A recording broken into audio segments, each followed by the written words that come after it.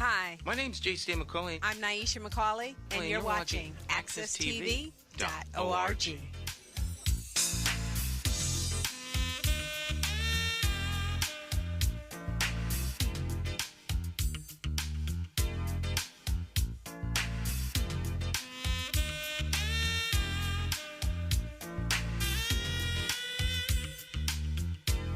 Okay, my friends, it's time for Morning Talk with me, your host, J. Stan McCauley, and, of course, the champions of talk. It's time to get our talk on, as they say. And joining me, of course, this morning, we've got our talk champions for Monday, none other than Jonathan Small and Vicki Fennell. Let's start off with Miss Vicki. Good morning, Miss Vicki. How are you? Oh, good morning, good morning. How is everyone on a Monday? Cloudy Monday.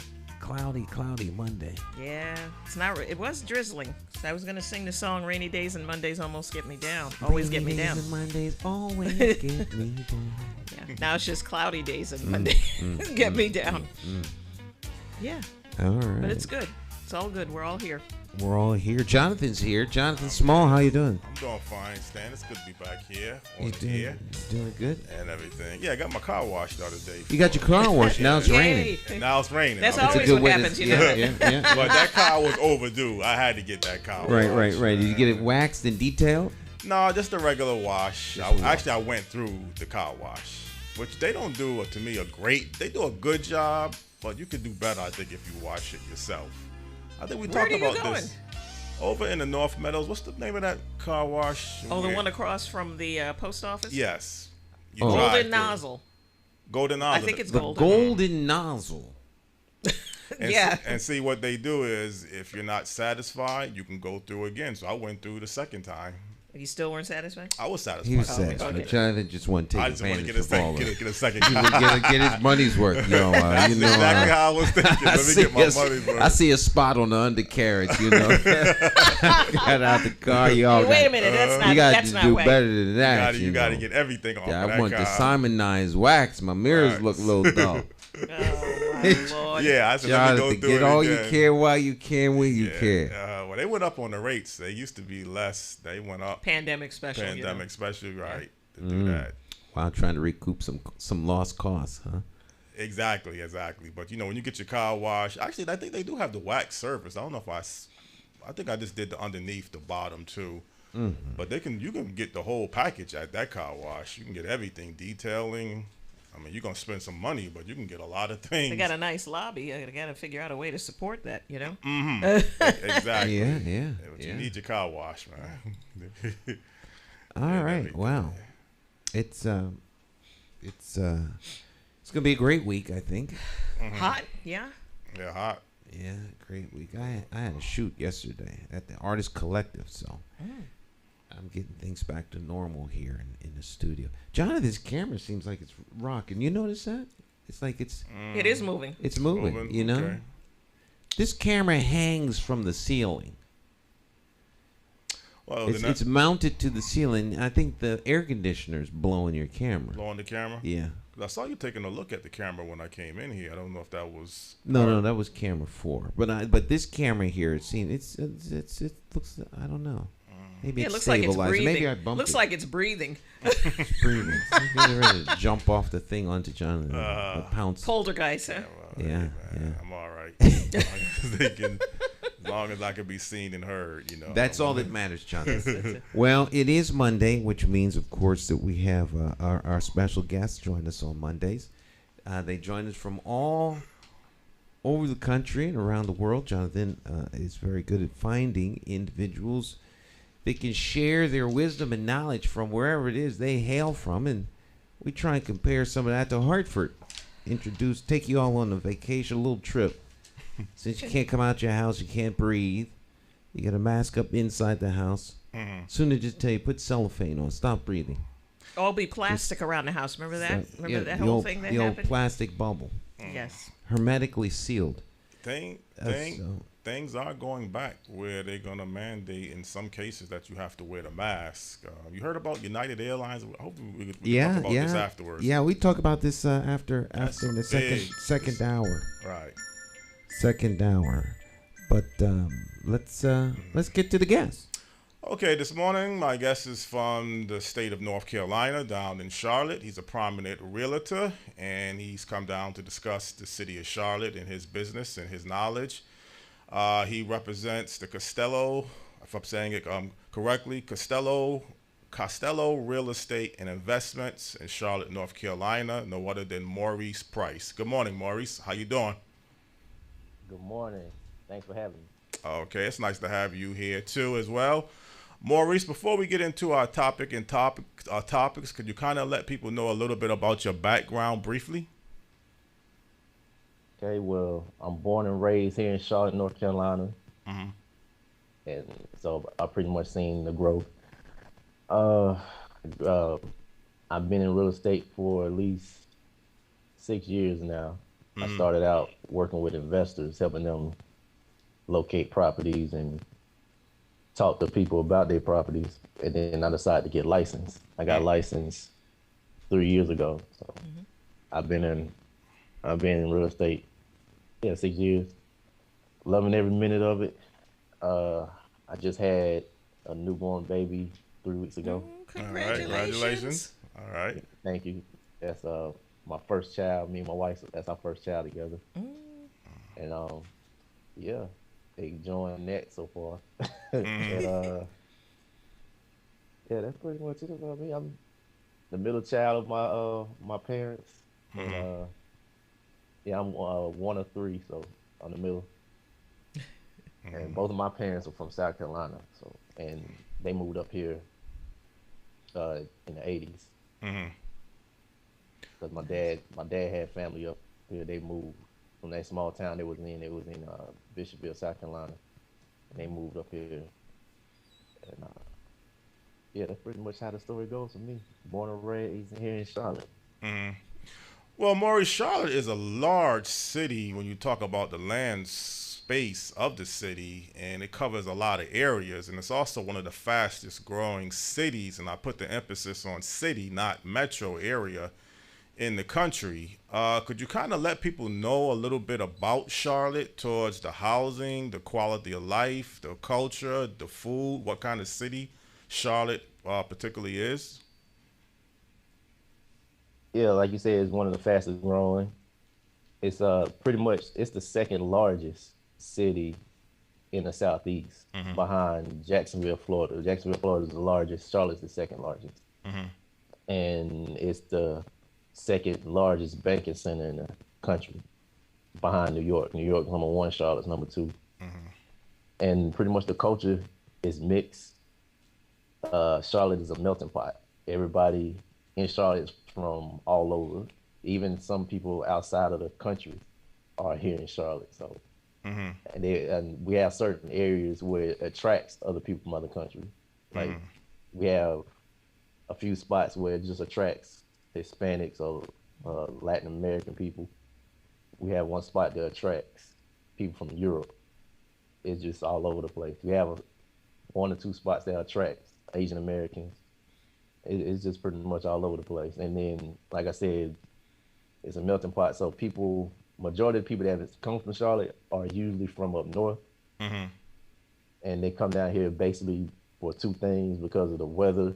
They say they don't get all 4 seasons. Here down here, we do. We get all 4 seasons in Charlotte. And the second part is the housing. They say it's pretty cheap then compared to, say New York or places in California or Chicago and stuff like that. Even though everything is rising, the cost of living is rising, the cost of living is still cheaper compared to the rest of the country. So a lot of people come down here to live or open up businesses. You have major businesses come down here to open up headquarters or open up like fulfillment centers. For example, you have Amazon. We have Amazon opened up a fulfillment center, and they plan on opening up another fulfillment center. So it's going to be pretty much 2 fulfillment centers here in Charlotte for Amazon. And we have a company coming from the UK called Arrival. Yeah, I believe it's that called Arrival. It deals with transportation, electric transportation. So they have electric buses, electric vans, stuff like that. They having a headquarters here in Charlotte. So it's pretty much opening up more jobs for people to come down here, come to Charlotte. If you have a job that's transferring, they more likely gonna transfer here to Charlotte. And All right. yeah, Well, Maurice, Charlotte is such a huge city that I guess, and I don't know exactly which part of Charlotte that you come from or where you live, but I know you can be in one part of Charlotte, like the Southeast Ballantyne area, and then you could be spread out in another part of the city, like North Charlotte, and feel like you're miles away, or just the city makeup itself could be so different, from different areas of the city. Do the people in Charlotte, do they kind of feel like they have their own communities, they have their own areas, like people up in North Charlotte feel totally different than people in Southeast Charlotte, West Charlotte, East Charlotte? Do you kind of find the differences overall throughout the city? yeah, there's a slight difference. Like you mentioned, Ballantyne area. That's in the South Charlotte, and that's pretty much away from, like, say, uptown Charlotte. So it's pretty much away from the city, but it's still in the city, so to speak. So that's like their own community. They have everything there. West Charlotte, same way. But I mean, West Charlotte is closer to the city. When you're in West Charlotte, you're pretty much closer to the city. You can drive a little further out, but you're pretty much in the city when you're in West Charlotte. North Charlotte, almost the same way. East Charlotte is, the closer you are to East Charlotte, you'll be somewhere close to uptown, but you can always divvy further back from the city. We just have different pockets of areas where you'll feel like it's a different community, but everybody's still together in a way, if that makes sense. But yeah, it's pretty much the way you say everybody had their own community. You won't move from one spot to the next, you'll feel like you're in a totally different spot, but it's still Charlotte. One last question. I'm going to turn this over to Vicky and Stan. We talked off of the air to some degree. Sometime in the media, people make this rivalry between Charlotte and Atlanta, which is the better city, which is the bigger city, sometime even who's the king of the South. But when you kind of break down the two cities, it's really different in some areas and similar in some areas. The land structure of Charlotte is twice the size of Atlanta. Population-wise, you have, I think, about 400,000 more people, which is like a mid-sized city than Atlanta. But then Atlanta comes back and say, well, we have the metro area, which is twice the size or quadruple the size of metro Atlanta. Do people in Charlotte sometimes look at Atlanta and try to, interact with each other, compete with each other, or just something that the media and the hype kind of makes up? There are differences between the two cities. The comparison is there, but it's really not a comparison. But they try to do it because Atlanta is so far ahead in a lot of things, and Charlotte is still growing. I mean, Atlanta's growing too, but Charlotte is still growing, and pretty much they put the spotlight on Charlotte because people in Charlotte, the city of Charlotte, want to compete with other metro areas. So, but as far as Atlanta goes now, there's not really too much of competition unless you talk about sports. You got the Hornets and the Hawks, and then the Falcons and the Panthers. That's pretty much it. But they don't compete as far as that. Where they try to work together most of the time.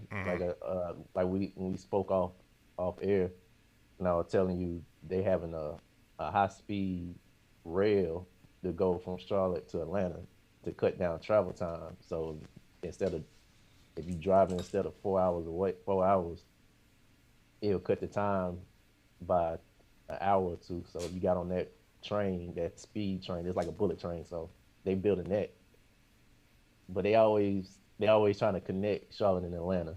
I think Atlanta want to be away from Charlotte versus Charlotte trying to be away from Atlanta. I think Charlotte want to get closer to where Atlanta is. Like Atlanta is the big brother of Charlotte.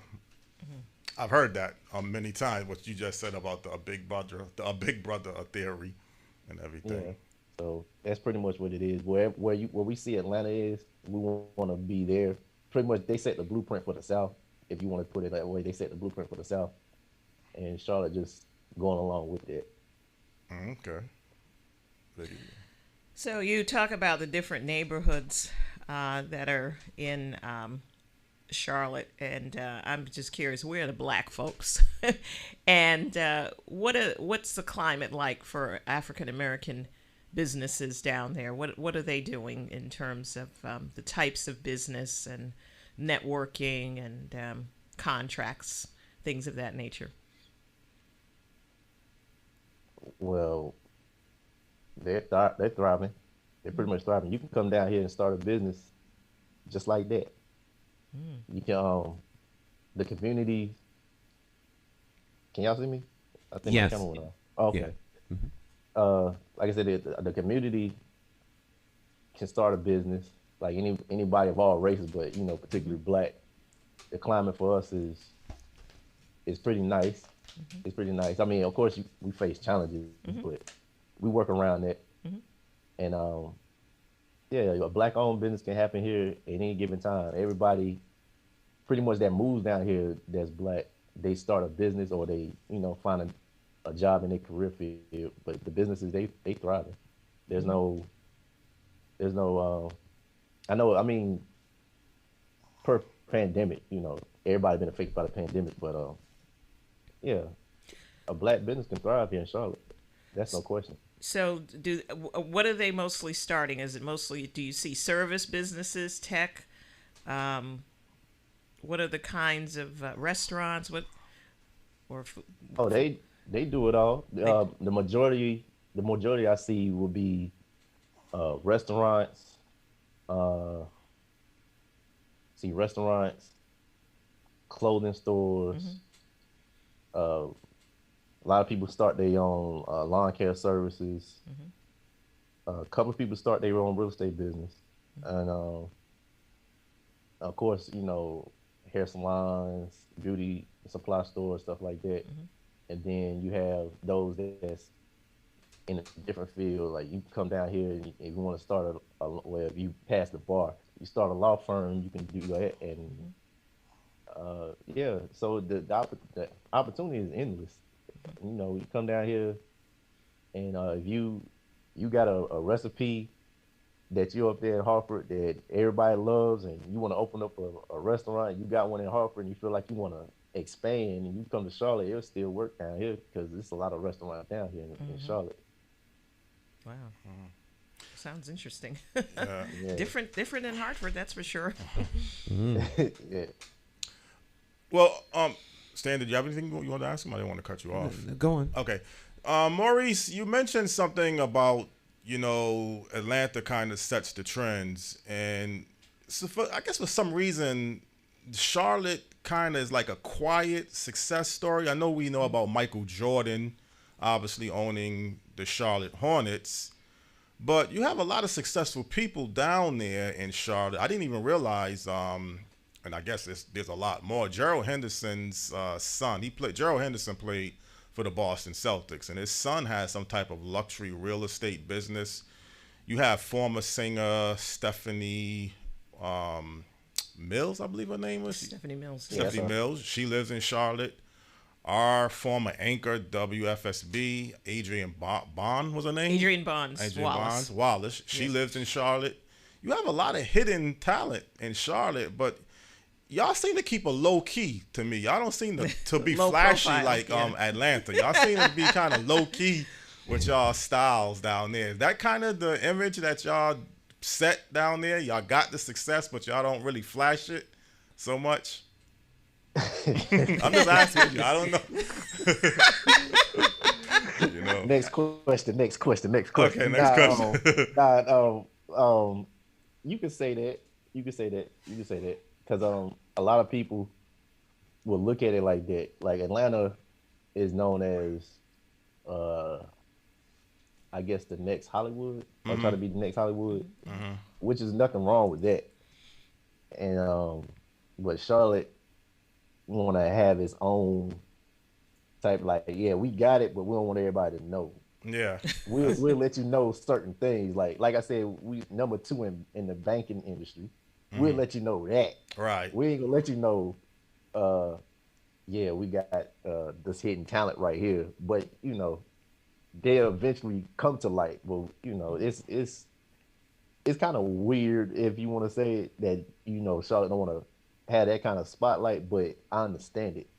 But it's almost hard not to see it because everyone keeps coming here, and then they'll see it, and then word gets out. So yeah, but yeah, like you said, Gerald Henderson's son.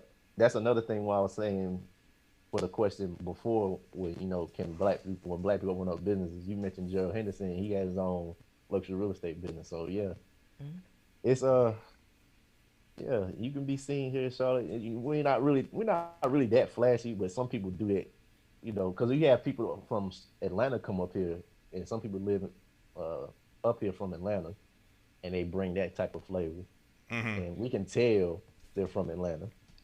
Yeah, yeah. We can tell, like, yeah, because we don't do that particular thing here, which is nothing wrong, but we don't do that here. So, what kinds of homes are you seeing that are selling down there in Charlotte? From people that are coming from the north to your city. I see.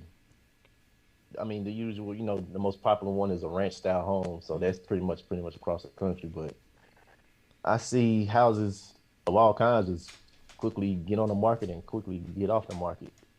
So what's the price? What do you see in terms of median price of homes in Charlotte? Well, right now, see, the average price right now will be close to 350, close to 350. And from other parts of the country, that's pretty cheap. So that's how most of the homes go so quick, because they see that. And they say, oh, I can buy 4-bedroom, 3-bath for 350 or maybe 400,000, compared to it might be 6, 7, or 800,000 somewhere else. So they see that you getting more house for your money, and a lot of people buying up townhomes and condos, but mainly most of them buying those just to lease them out or have them as Airbnbs, which pretty much booming. That business is booming, and that business really works in Charlotte because Charlotte is like one of the main hubs for businesses to do travel. So some people will come from other parts of the country or other parts of the world, and they do business in Charlotte, and they need places to stay. So they'll get with a person that has a corporate lease or do an Airbnb, stay there for a little while. But 9 times out of 10, once they do that and they do that enough, they end up buying a home in Charlotte because they see how much business they doing. So they end up buying a home in Charlotte, and they pretty much get more bang for their buck when it comes to Charlotte.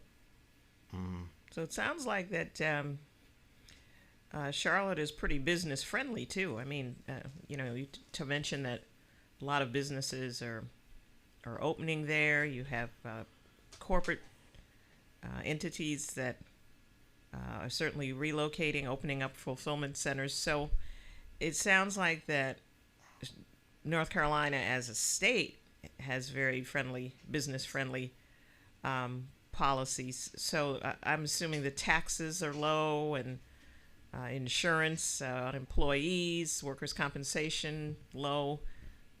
What do you know about that? Is that a fair assessment at this point? Yeah, you could say that. Like I said, for some people like myself, being born and raised in Charlotte, I'm gonna think this is too high. I'm gonna think this is too high. But someone coming from another state will love it. They're like, oh, that's not high. That's pretty cheap. I like this. So it's like whatever's your taste. Because if you like, I'm born and raised here in Charlotte. If I see how high taxes are, I'm like, oh man, I can't pay all that. But somebody from like New Jersey might come down here and see the same amount of taxes I'm paying, and they're like, oh, that's love right there. You don't know how much taxes cost up north, man. That's highway robbery. Well, it's pretty cheap. compared to, I mean, doing the research, yeah, it's pretty cheap. I can't really complain. Yeah. I can't really complain. Yeah, So yeah. it's pretty cheap. I think that's usually the way that it is. The people who are sometimes living in an area, when people come out from outside, they're like, "Wait a minute, this is I can afford this. What are you complaining about?" But then Yeah. the people that live there say, "Wait a minute, they're gouging us here." So yeah, you're right. I think it is about perception, but I also think that it sounds like there are some business friendly policies that kind of enable the businesses to be able to make the decision to say, yeah, we want to come to Charlotte versus staying in the Northeast. So it is, there's a formula there that's working if the businesses are coming relocating. So good. Yeah, Great. That's an attractive part of why those businesses come, because they Yeah. see how cheap the taxes are. I mean, if we can if we can become like Florida or Texas and not have those taxes, but Yeah. then you'll see more and more people come. But Mm-hmm. to not pay no taxes, if you can lower your taxes, they come to Charlotte or they just come to North Carolina. Period. They'll love it. Mm-hmm. But like you said, well, the formula is working. They see it and they say that's the only flashy part about North Carolina. Period. We'll do that.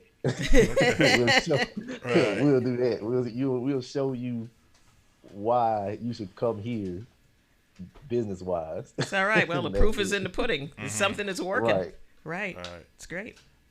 Maurice, we talked a little bit off the air again that the development didn't really just start in Charlotte overnight. Some person called this Odell plan. I can't still remember his first name. But Yeah, I know. I picked up on that. You did pick up on that? I found Okay. it. Yeah, I found it. It's Arthur Gould Odell Jr., I believe. He had a firm, and he had a firm, and it pretty much dealt with the architecture here in Charlotte in the 60s. Well, he kind of had some plans as far back as 1966, and he kind of outlined the future of Charlotte with the downtown development.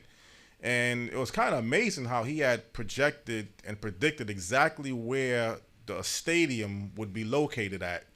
And if that area is not the exact location, it is very close when he had said, this is where we'll have a new stadium. But I think people might be under the assumption that Charlotte was always this fast-growing, high-rise development city. It might have always been the largest city in North Carolina. But as far as the development, the football team came along, the Carolina Panthers in the 90s. I believe most of your population growth, particularly from people up in the Northeast and other parts of the country, started it kind of in the 90s at a fast rate. It might have started before then, but I'm talking about at high numbers. So the projections and the development started it in Charlotte as far back as the 60s on where they, I guess, wanted Charlotte to become, almost 30 to 40, 50 years or later. Do you still see Charlotte as this developing city trying to set a blueprint for the future or towards your growth? Yes, because every day we see construction, new construction, new construction, new construction everywhere, especially in the uptown area.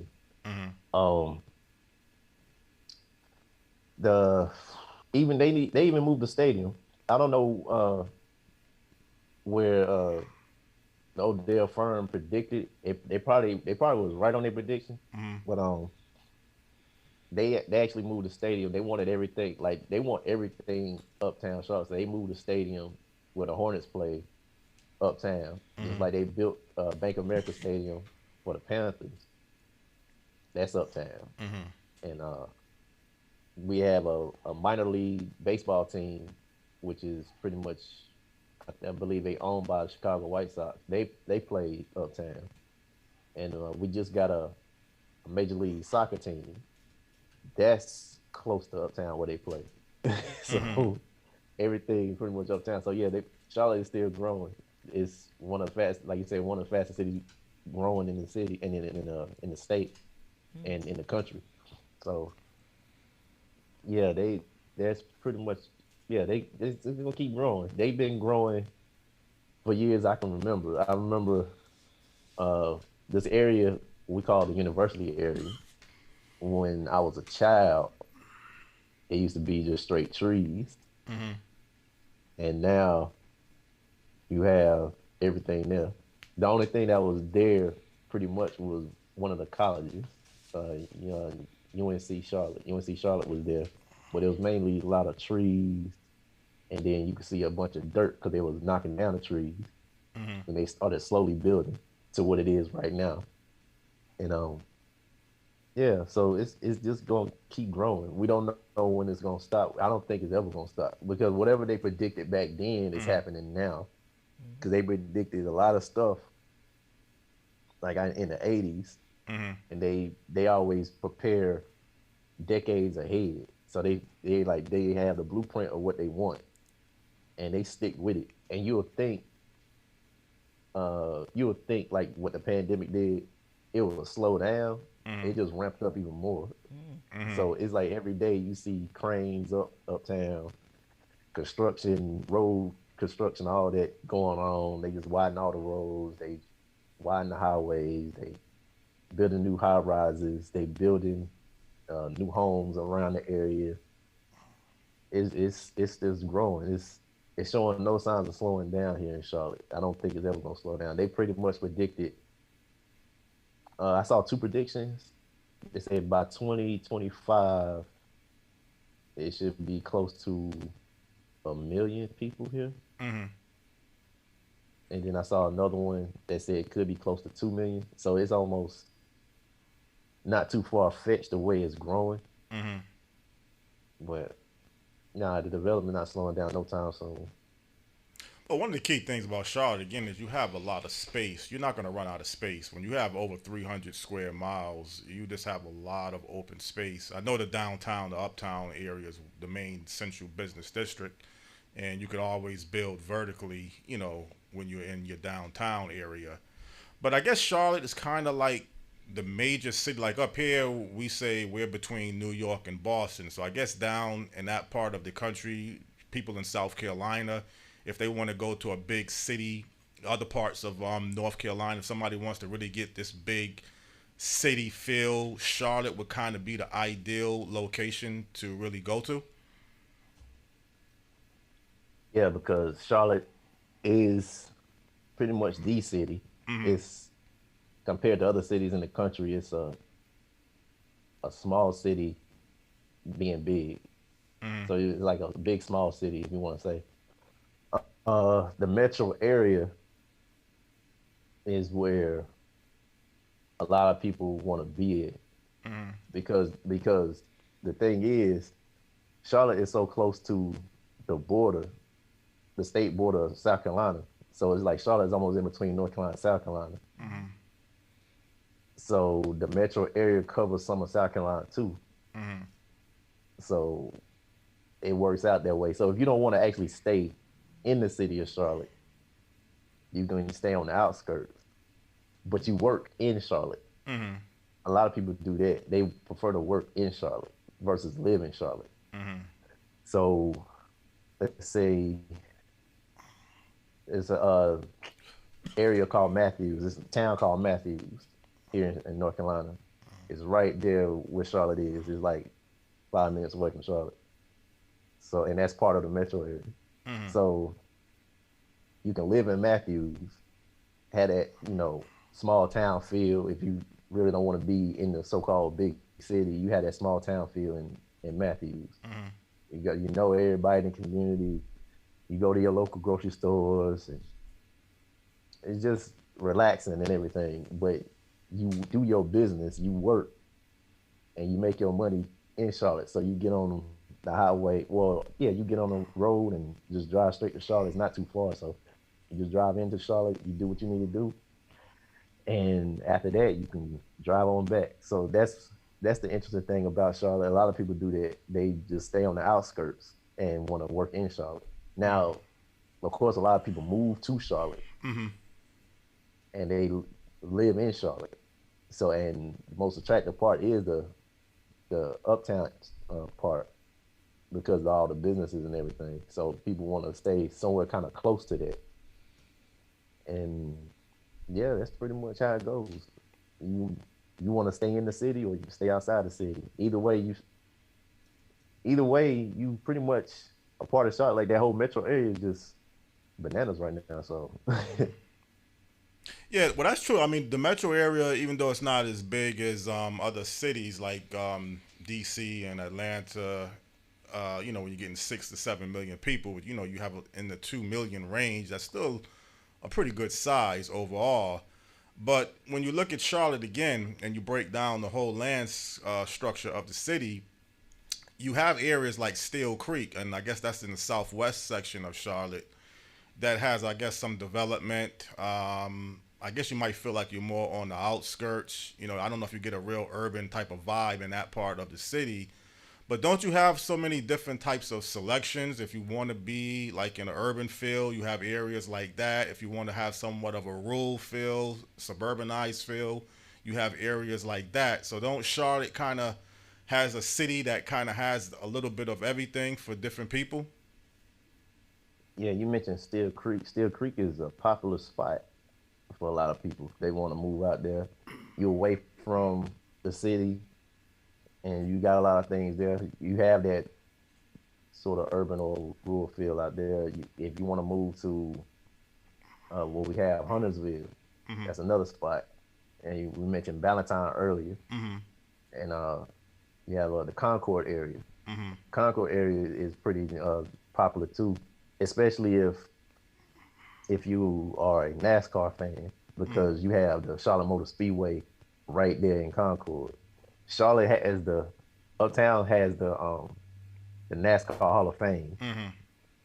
So Concord has the Charlotte Motor Speedway. So that's another spot. I mentioned Matthews. You had that old small town feel. Mint Hill, pretty much the same way.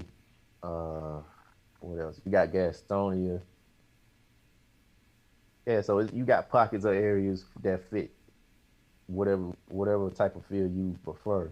So if you like that old country feel and you want a lot of space, you don't want your neighbors too close, you want to be able to come out and do whatever you want to do in your own yard. We have areas like that. If you want that tight knit community feel, you want people close by and everything, we have areas like that.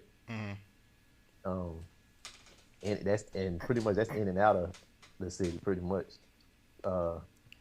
Another popular spot we have that's in the city is North Davidson.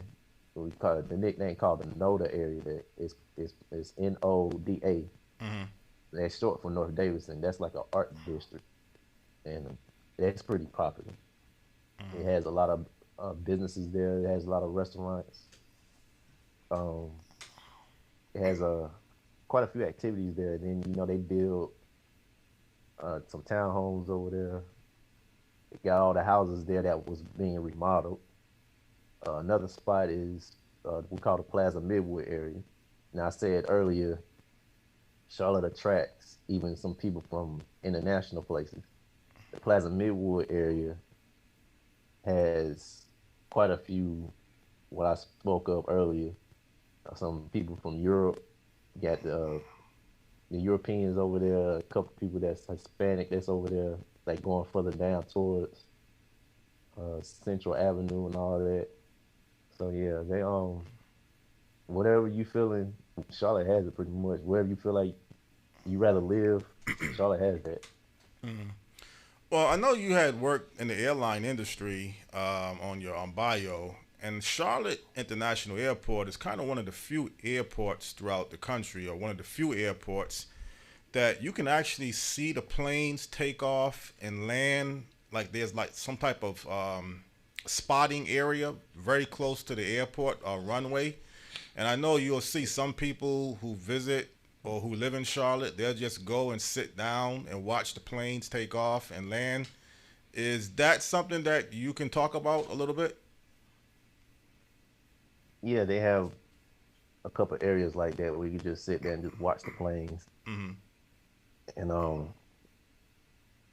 like I said, Charlotte, like we said earlier, Charlotte is really busy. That's a busy hub, pretty much. That's a busy hub. That's a American Airlines hub. So they pretty busy throughout the year.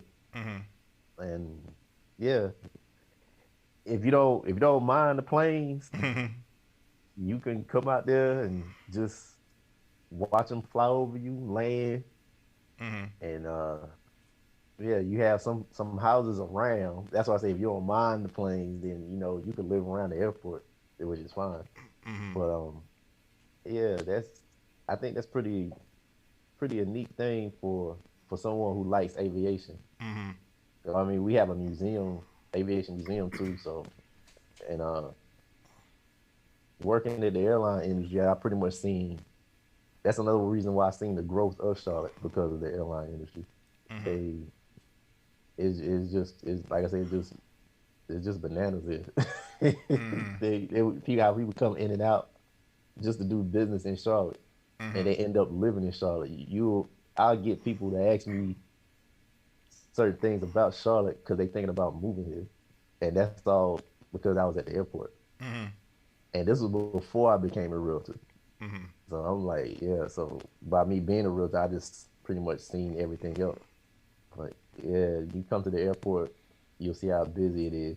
We actually thought, well, I mean, it did slow down when everything shut down, but it picked right back up as soon as the door cracked open and say, okay, we're gonna let some people outside. It just picked right back up like nothing happened.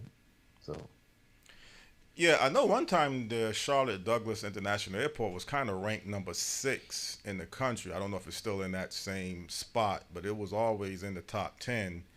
And, the volume of people that travel back and forth through Charlotte is very high. And you also have a lot of visitors that travel and visit Charlotte overall every single year, too. So it's a very visited tourist type of city, believe it or not. But you mentioned earlier about the NASCAR racing, and Charlotte is considered the NASCAR racing hub throughout the country, if not throughout the world. And that just has to be huge down in North Carolina when you get into NASCAR racing. I know college basketball is real popular in North Carolina. But the race car industry, I mean, how did that thing get so started? I mean, I remember the days of Richard Petty, AJ Ford. I guess I'm showing my age a little bit. And when I first started watching race car a little bit, and then it just transformed to other people. So why is race car and NASCAR so huge in North Carolina? Oh, I wish I could answer that, but It's just a they fact. I don't know. It's just something about it. Like we had the like I said, we had the NASCAR Hall of Fame here, and you got the Charlotte Motor Speedway. Whenever there's an event going on, when they have a race, it's almost it looks crazy when you drive through going towards Concord area and you see all the people outside just buying all kinds of stuff for the races. You got people out there with selling food, and you'll think they won't want me there, but I can come there and they be like, hey, yeah, come on in and all this and that. It's just crazy. I know we have uh the Dale Earnhardt. I want to say it's a center or it's like a building. Dale Earnhardt building. I think I can't remember the name of it, but it's just like that. NASCAR is huge. It's so huge. We have a, a we have a theme park called Carowinds. That's pretty much on the border of North Carolina, South Carolina, but it's right there in Charlotte. They have a ride called the. It's named after Dale Earnhardt, the race car driver. It's called I can't remember the name of it. I have to look it up, but they named it after him. It's a roller coaster ride named after him, and yeah, it's like second to. I want to say second to football. Well, no. I ain't gonna say football. You mentioned basketball. Yes. Yeah, college second to college basketball. I would say NASCAR would be the either a close second or third in the state. That everybody just go crazy over. Because I mean, everybody know when you come to North Carolina, regardless of how many college teams here in the state of North Carolina, it's only two teams you're gonna just pay attention to. That's the Duke Blue Devils and North Carolina Tar Heels. Right.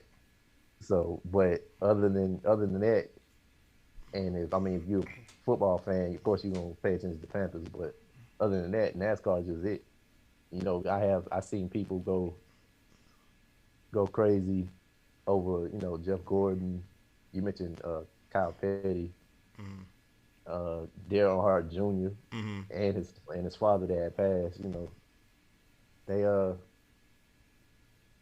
NASCAR is pretty huge.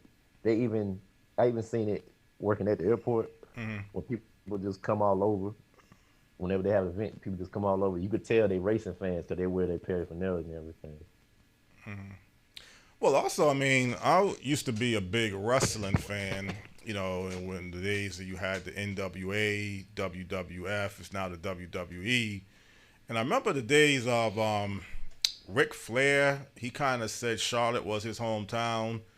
And then you had Ricky the Dragon Steamboat. He had moved to Charlotte. But wrestling, professional wrestling, is also huge in North Carolina overall, but I think it's even bigger, maybe, or could be bigger even in Charlotte, because the wrestling scene, I mean, you talk about the NWA, it was very, very popular in the Southeast overall, but I know, Ric Flair would always put Charlotte, he would always mention Charlotte, North Carolina as his hometown, so that's another sport that you got to think about too.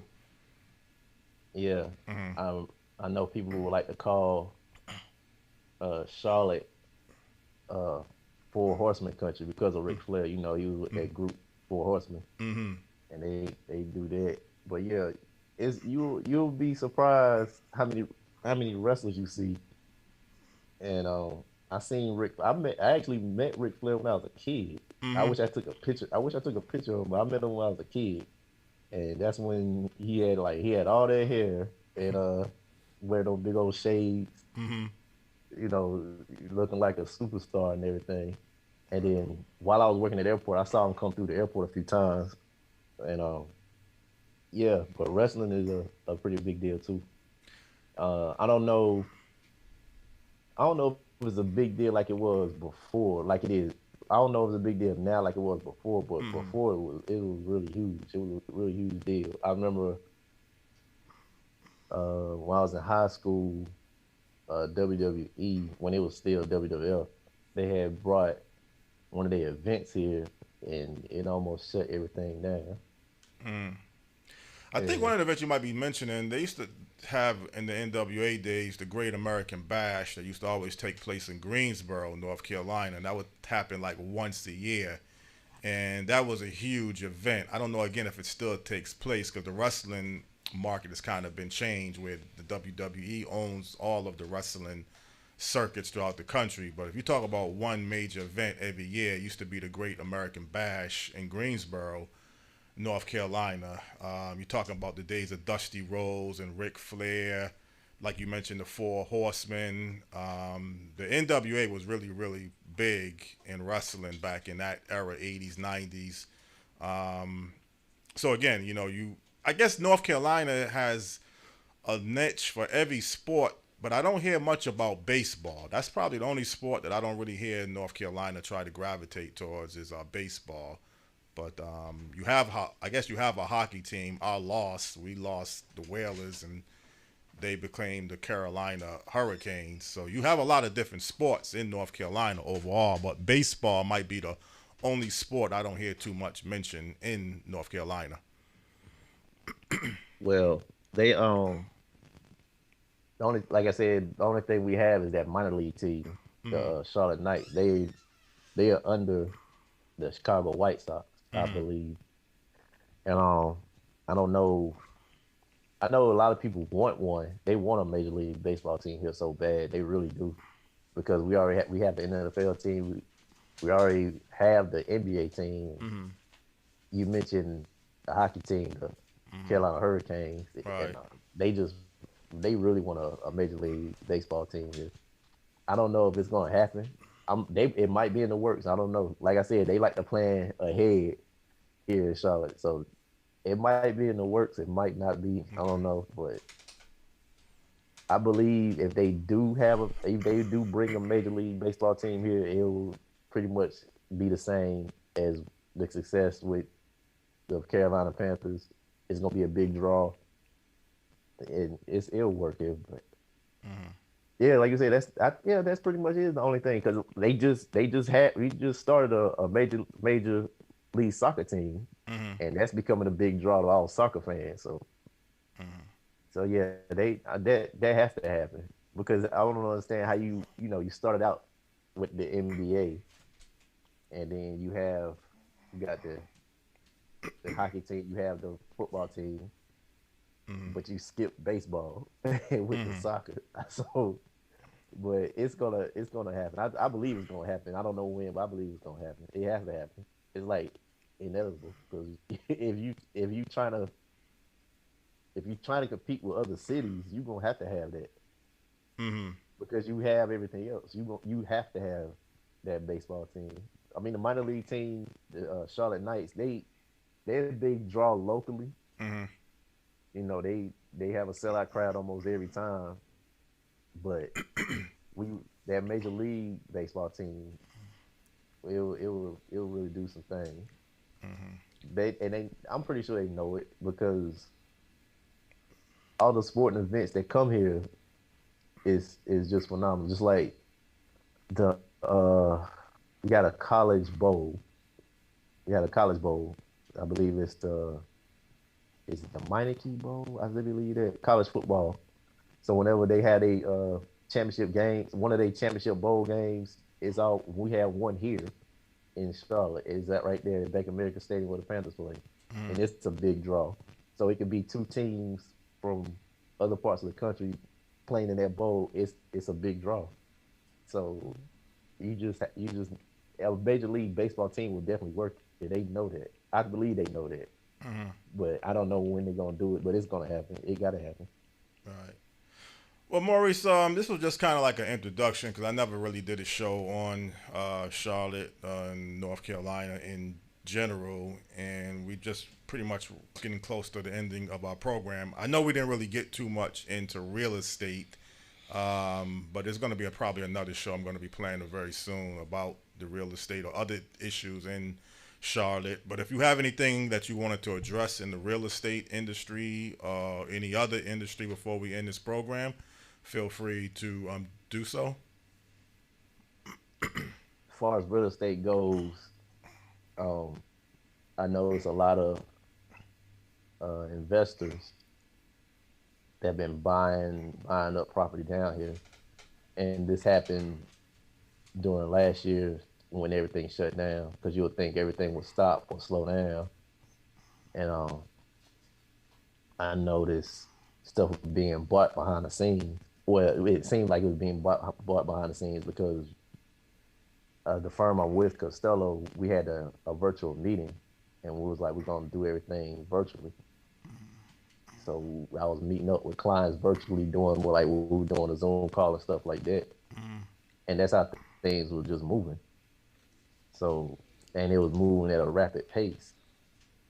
So, as far as the real estate market goes down here, it's not slowing down no time soon.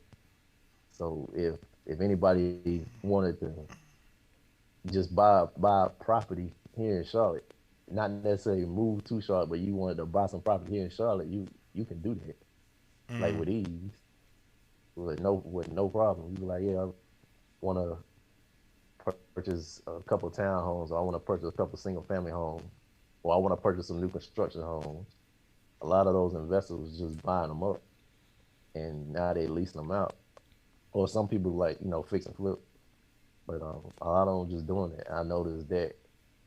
I had to ask a few people that had been in the real estate game longer than I was about what's going on, and a lot of people were trying to compare it to what happened in 2008.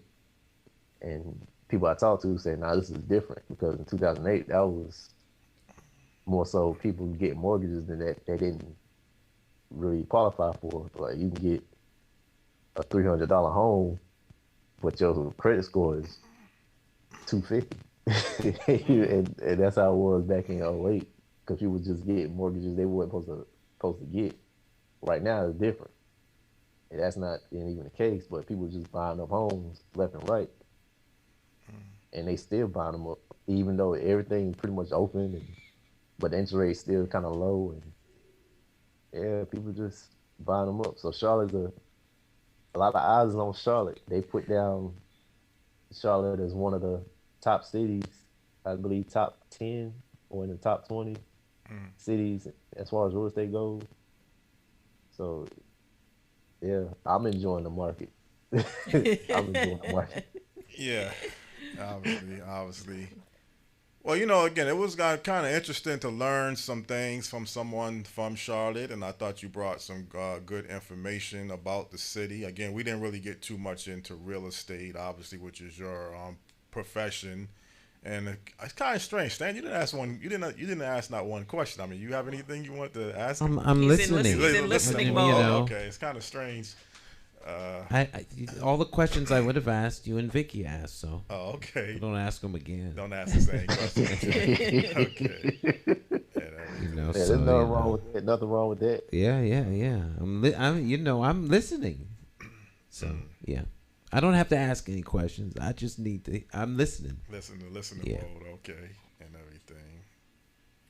But all good stuff. Absolutely. Yeah. Yes, I mean it's a really solid city. I mean it's a real clean city too for a major city. If you go downtown, it has some green, luscious feel. It's a real clean city. I mean they say the same thing about Toronto. Toronto is clean too, but Dallas is clean too. Very okay, clean. very clean. Yeah. Singapore's clean. Singapore's and everything. You don't want to put any gum anywhere in Singapore. Singapore, right? So, But all right, well, we're at the top of the hour, and so special thanks to our guest this morning. And as Jonathan says, I guess we'll have you back. We'll talk a little bit more about the city of Charlotte and the ring. There's a ring that goes around. I went to Charlotte one time, and I'm trying to think, racking my brain, trying to remember why, because I know I flew into the airport. And but I can't remember. Maybe it was for a shoot or something. But it and you like airports too, I know. Yeah, I like you airports. You love airports. Yeah, I know you can talk about that. I could visit the airport and never see the city. Exactly. Well, they doing some construction at Charlotte Douglas right now, so it's pretty much expanding. So whatever you remember when you first came through Charlotte, because you like airports and whatever you remember, some of that stuff is still there. But then you go see the expansion, you go be like, I don't remember seeing that. Yeah, it's growing. Yeah, airports are so Yeah. cool because it's like all the technology, the latest and greatest is at the airport. Yeah, very true. It is. Nice modern feel, So you fly in, have a coffee, and fly out. but see, the only thing about airport, Stan, is if you're a visitor, you really can't go too far in the airport anymore. I mean, you can only go to. Or once you're in the system, you can go anywhere in the airport. You can't go to the airport and just from, unless you are getting on a plane. That's what I mean. Yeah. You don't have no business at the airport. But it used to be different. It used to be different, but if you are flying, yes. Once you're at the airport, right, you can go anywhere. You can't leave out. Right, when you check in, yes. Right. But this as a regular visitor. Yeah, if you're gonna fly somewhere, yeah. Right. But they don't allow you just to come in the airport, and I guess you could probably go to a restaurant. Yeah. Or a bar. I've gone to meetings at yes. an airport. Yeah, in Bradley. Well, we're at the top of the hour. We'll do a whole nother half hour on sidebar conversation about the airport. Well, United Airlines, obviously, that's a big story. But let's thank our guests, and thank you very much, sir. And we will see you again soon. Great meeting you, Maurice. Thank you, Maurice. Thank you. Yeah, thanks for having me. Thanks for having me. God bless you, sir. Take care. Bye-bye. All right. It is the top of the hour. We will take our break, and we will be right back. Little Jay Hogarth.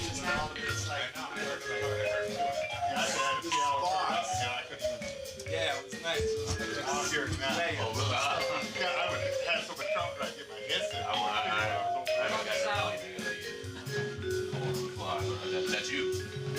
like, you know, it's just like the old days, right? Bro,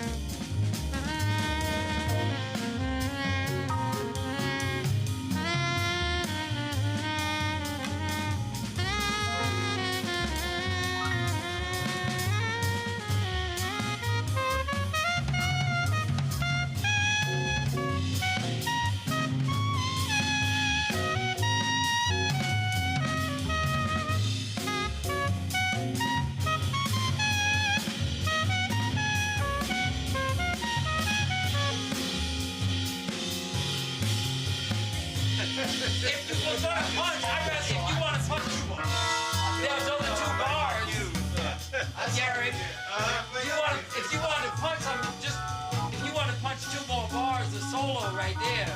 I could. If you want to do that. Yeah. Or you can leave it like that. I kind of like it like that. It was cool like that be a hole. Leave the space. Change! Because I can do that. Because the percussion could fill that anyway.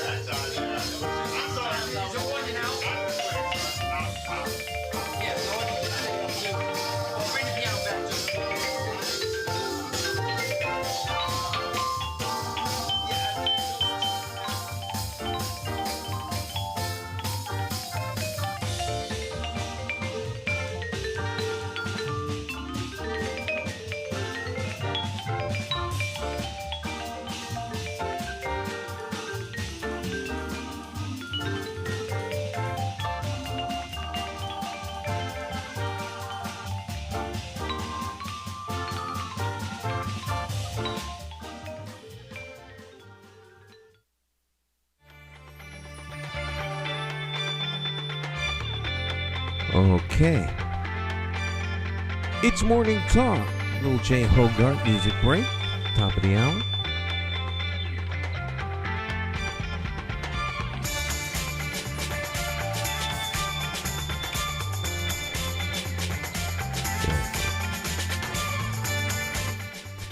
All right, I want to welcome everybody back. We're here with Jonathan Small, with Vicky Fennell. And still got about 45 minutes left. So if you have any questions, comments, by all means, put them in the chat section. And people were making comments. Charles says Charlotte is the Mecca of the South for black folk. Oh. As opposed to Atlanta. Okay. He said he's spent time in both cities. Atlanta is very dangerous and violent. Another comment. Very, very true. It's the South's best secret. Somebody that a friend of his lives down there, and so does his children's mom. One of my children's moms. One of my children's moms. Luxury cars, real estate, travel, bed and breakfast are popular businesses in Charlotte. I've heard this from several different people. Maybe it's the real estate people that Jonathan's been having on board that have been saying. But I've heard this in other places. There's a lot of like corporations, companies, institutional investors buying up properties. Yep. All over the place. And it's very interesting. It, as your guest was talking, right near the end, brought to mind, this whole thing on this rent moratorium, which is a political decision. Very much so. These are strictly political decisions because they're made by politicians. So they're not made by the marketplace. They're not made by some sort of natural conditions. They're arbitrary. They don't have to happen. They're legislated. So that makes them political decisions. And there's always a motive behind every political decision because there's people who are always against a political decision. So someone with power is causing something to happen. But as he was talking, I was thinking to myself, you really wanted to get a hold of a whole lot of properties. The best way to do it would be to force the people who own them out. Well, of course. They're breaking the home, the small guy. The small guy who has his little 1, 2, 3 family house. 2, 3 family house, and he maybe has 3 or 4 of them. Built up a little nest egg, a little private investment, particularly among a lot of young and middle-aged black folk. This is one way for them to get into investing and having quite a little bit of wealth because they have an asset. Right. And these people are done. Yeah. They're done. Well, I think Stan, you have to look at the larger picture here. To me, you say it's political, and it is political. Basically, I think if you started to look at a lot of these politicians and who's contributing to their campaign, their war chest, you will find out probably there are a lot of these real estate investment companies who we see that are making the investments into these properties, and they're the ones that have greasing the palms, so to speak, of the political benefactors, because the politicians aren't moving unless people like that are doing that. Someone's moving them. So someone is moving them. Get on that SEC website. You'll find out who's giving money to who. Yeah. Be very clear. Very clear. Yeah, because you can't hide it. Well, Stan, you bring your mentioned... mic up. Too. Okay, bring the mic up. You don't have to move up. Okay, just bring the mic to you. Up to, okay. You had mentioned wealth, and I'm glad you mentioned that because you say it's a way towards, homeowners being forced out of their homes for people to capitalize on I guess, an opportunity to acquire wealth. Now, again, I don't know how you feel about billionaires. I sent you a request yesterday. I wanted to talk just briefly about Rihanna becoming a self-made billionaire. The singer, entertainer has... I was in production. Production, I understand that. Yeah, I was on location. Location. Earning wealth. Earning wealth, yeah. We ain't got time to worry about Rihanna. No, but I think, is it good for society? I was asking a few people, and I listened to a few announcers mention they are happy for the woman. She wasn't born into wealth. She didn't inherit it. She didn't inherit any form of wealth. But the opportunity now is, if you own something, I believe she owns 50% of the company that helped her become a billionaire. And even next week's show is going to really be a dynamite show because it's going to get right into ownership. Yeah, I'm waiting for What this is big she- 16th show that you. Yeah, I keep What's mentioning that. interesting about Rihanna is, what is she doing with that wealth? I'm always, people are wealthy, but what is she doing with it? I mean, has she set up some foundations? Is she got businesses? What is she doing? And there's, where is she from originally? That shows you how much I know about it. She's from Barbados, but Okay, so obviously she's going to be doing stuff in Barbados. I don't see her doing anything in the United States unless I'm. she has a foundation. I don't know the exact role of a foundation, but she does actually have a foundation, philanthropy. So she does have that. But I think the fact that if you own something, you can produce wealth is kind of the key, because wealth is the difference between what you earn and what you make. Okay. That's what wealth is. Right. If you don't have more in your bank account than you earn, then you don't have any wealth. But a lot of people consider money wealth. And money is not wealth. It can be, but it really isn't wealth. Wealth is an asset, something that has value. And it generally increases in value. And there are different ways that you can do that. But it all takes money. So, you're not going to be wealthy if you don't do something to produce some sort of revenue coming in. It just money doesn't grow on trees unless you plant the seed. And you have to understand, I certainly hope that she does understand, the monies that she's bringing in, that she understands the financial statements of whatever it is she's involved in. A lot of these celebrities, it's unfortunate, but the managers end up with a lot of the money at the end, managers and the lawyers. So, That's happened to more than a few. Oh, absolutely. And they're entertainers first and foremost. I don't say this to disparage anyone, but they have a talent, and it's like what James Brown said. Too many people know the show, but they don't know the business side of it. And that's the side that is just as important, is to understand the business side of it, because at the end of the day, you don't want the people that you entrusted to your finances taking everything and you living out of a paper bag.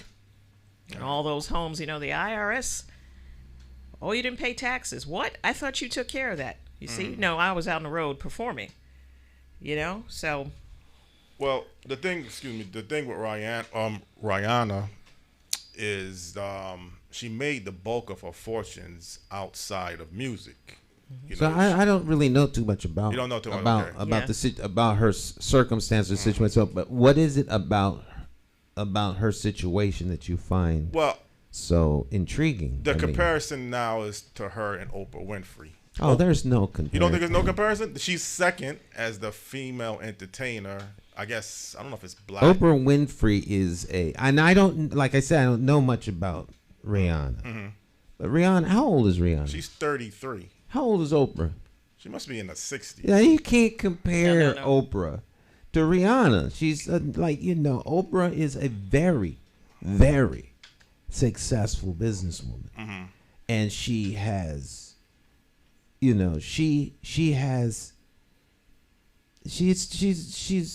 got houses all over the world. I mean, she's very, very successful. She's not successful because she doesn't know what she's doing. She's a businesswoman, a consummate businesswoman. Well, I think she had to learn, because I remember reading the article about her in Fortune many years ago. That happened to her very suddenly. The wealth, the shows, she hadn't really had any experience with that. She admitted, she says, hey, look, I don't know. In the beginning. Yeah, in the beginning, she says, I don't even know how to read a balance sheet. I certainly hope that she does now. But, this stuff happens so suddenly with people with fame and money that it's hard. If you don't have any training behind you going into this and reading, like I was reading about George Foreman and Friday, and he said, he didn't know anything at first, but he said he made a trip down to Barnes & Noble, got some books on taxes and business, and he learned real quick on how to handle his money and finances and, his foundations and everything. So, you got to be ready sometimes when this thing happens. And if you're not ready, you got to get ready real quick. But it's hard. It's hard because these people they're busy. They're very busy. Well, the thing you say there's no comparison for Rihanna. Well, I mean, I don't know enough about her to make this. I don't know anything about Rihanna other than she is a singer. But, you say she's a billionaire. I don't know what that means. Does that mean that she's made $1 billion? She has $1 billion in assets. She's worth $1 billion.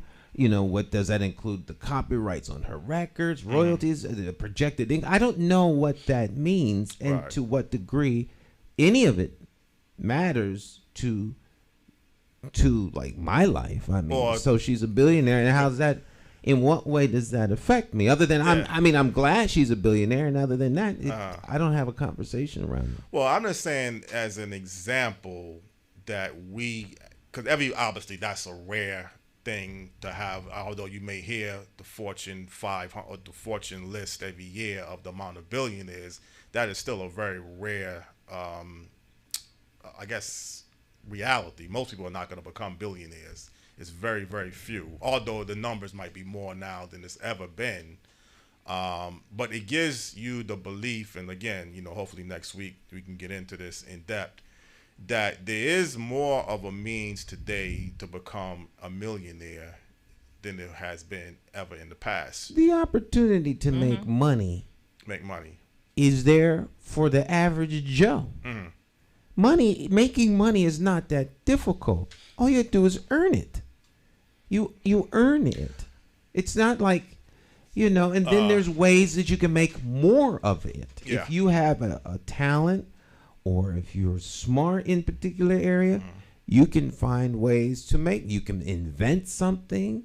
What can you do that has value that others are willing to give you money for? Write some software, sell it to a business, write a business program and create Microsoft Office. I mean, people become billionaires because they have extraordinary talents or gifts or ideas, and they know how to capitalize on them. Just like an athlete. Anyone can become a golf pro. Get some clubs and start practices, and if you're good enough, the opportunity is there. Now, everyone won't become a golf pro, but everyone most certainly has the opportunity to give it a shot. Right. And I think the same thing with money, but most people don't want to do the work necessary to do that. Even if you're an entertainer. I was yesterday I taped an event. There were 4 professional singers, musicians, singers, music talent. And the event kicked off at about 4 o'clock. People were there at 2 o'clock. And the set might have been 40 minutes. Then they had to break down. These guys came up here from New Jersey. I mean, and then at the end of all of this, you get a check and you got to drive all the way back down. Who knows where your next gig is going to be? It's work. It's not like you just sitting around waiting for the stardom. There's a lot of work involved in being successful at anything. I don't care what it is. And unless you're willing to put in that work, unless you're willing to work 80 hours a week, 80, you're not going to be successful like these people. Rihanna is an international star. If nothing else, just performing. Yeah. You know, it's not an accent that a lot of these people have drug problems because you take drugs to keep you going. Yeah. And I mean, it's a very grueling life. Well, again, I don't know everything about it. I don't really want to turn this all into Well, Rihanna. not about Rihanna. Yeah. I'm just talking about wealth. I used her as an example. But wealth in general, it can be obtained if anyone is willing to put in the work. Well, put it like this. One of the big assets that Rihanna had is she has 100 million followers on Instagram. Everybody and every average Joe is not, even though social media has obviously exploded. So she has a good social media strategy that also helps. Right.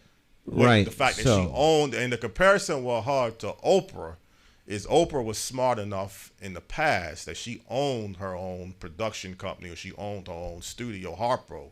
That was a key major business decision that Oprah made.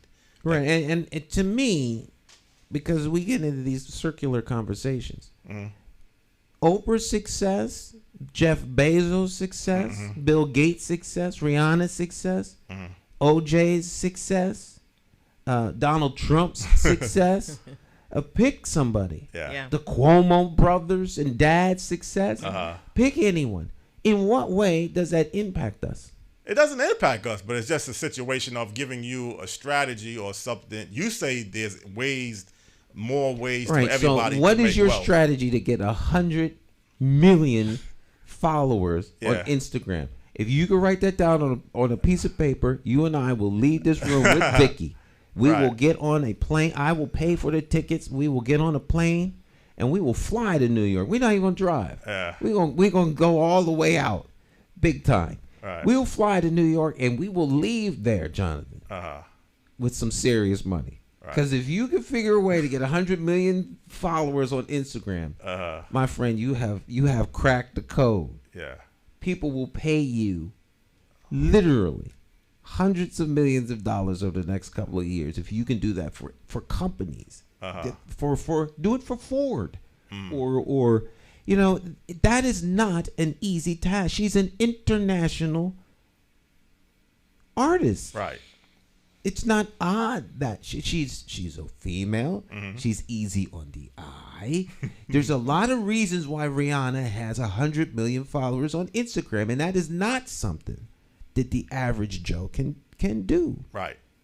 And so to talk about it like, well, all you have to do is get 100 million. No. There's analytics that are involved, and if No. you start looking at the demographics of her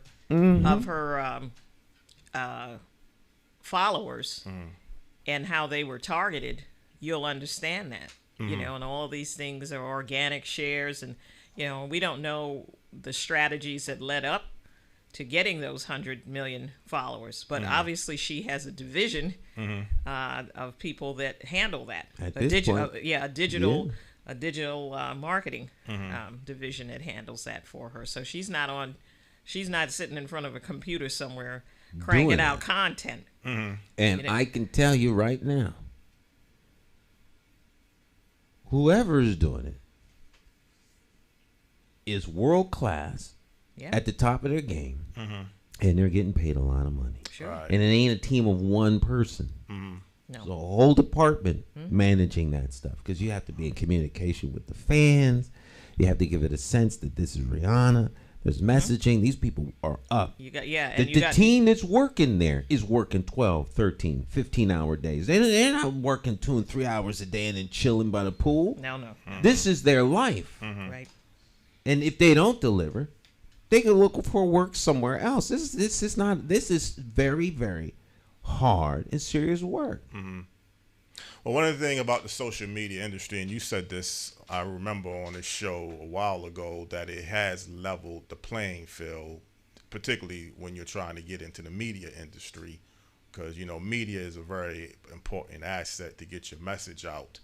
And, you know, you may be saying, well, I know you speak highly of the public access station. I mean, I think the public access station is of good too, because obviously you could still put yourself on Facebook. You can still market yourself on YouTube with the right public access station. So I don't want to take anything away from that. Well, the public access station has to be taken in context. When I talk about leveling the playing field, I mean it levels the playing field for individuals such as Rihanna. Because in the old days, Rihanna was owned by the record company. So she didn't have a chance. She got what, the executives, the people like Michael Jackson that led the way, and Prince, and those individuals who fought the record companies, and Mottola and all these folks that Michael said was the devil.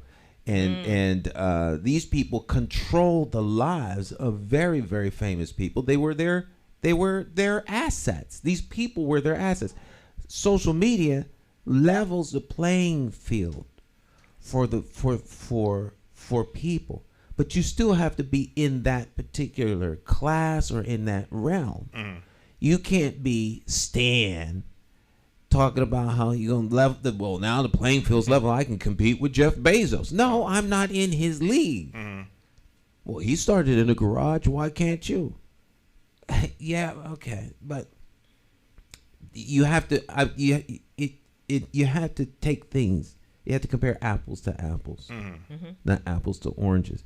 Rihanna is in control of. I'm assuming this, which is very dangerous. But I would have to guess that Rihanna has more control over herself as an asset and as an entertainer than the record companies do, and than her management does. But there are still artists right now who are at the beck and call and the whim of handlers. And look at what's the young lady right now is having a very public war with her dad. Brittany or one of these. Britney Spears. I don't know who it is. Yeah, that's Britney Spears. She can't. She doesn't have. Her father is her conservator. Yeah, Britney's had some issues. Be that as it may. Yeah. But that's a family deal. But there's artists who can't get out of the management controls them. Controls their finances. Yep. You do an album. The management fronts you the money. They keep you they keep you trapped. So it's not. Fortune and fame is not always what Fortune it's and fame up. is never what it's cracked up to be. No. Right. It's like UConn's basketball team, the UConn women. As Gino says, we make it look easy. But these women, not only are they world-class athletes and at the top of their game, but they also go to school. They're also learning. And then they go and they practice 8 hours every day. They don't just pick up a ball and go down and play on the corner. They're good at what they do because it's nonstop discipline and structure. That's why they leave the program and become very successful business people or successful at whatever they do, because the success is baked into them. They understand what it means to sacrifice for the short term, for the long term gain. And if you're not willing to do that, you're never going to be successful. You heard about the passing. I don't know if you knew the basketball player from Harvard, Michael Williams. Did you know? I heard about him. He passed away, didn't he? He did. I think it was last week or so. Yeah. He played with Marcus Camby at UMass. Some people say he was one of the best raw talent basketball players from Harvard. I mean, Isn't he a Weaver graduate, I think, too? He was Weaver. He came about 2 years, one or 2 years behind me. And they was always talking about Michael Williams, a scorer, like a shooter, scorer, player. I for some reason I didn't follow him too much. Marcus Camby kind of did the best overall as a basketball player from Harvard. He had a pretty good, lengthy career. But I just was saying this. Michael Williams, he had passed away, but they say he was really a good scorer, a good shooting player. But I just don't know too much about. I didn't pay attention too much about him, so I didn't know if you or Vicky, y'all kind of knew a little bit about him. I don't. I'm sorry. Okay, that's all right to do that. Condolences to his family, Yeah. though. I mean, Yeah, he's from Harvard. I guess his family is from Harvard as well. Camby moved to Texas, Marcus Camby.